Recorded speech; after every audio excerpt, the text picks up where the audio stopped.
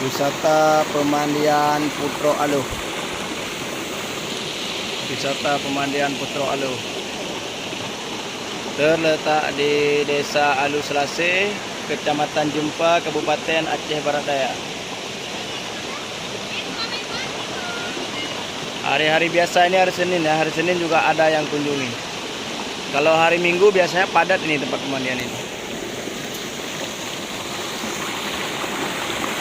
Airnya segar, airnya sejuk, dan langsung dari dekat langsung dengan mata airnya. Pemandian Aluh Sungai Pinang. Pemandian Putro Aluh atau terkenal dengan sebutan Aluh Sungai Pinang. Udaranya pun sangat sejuk.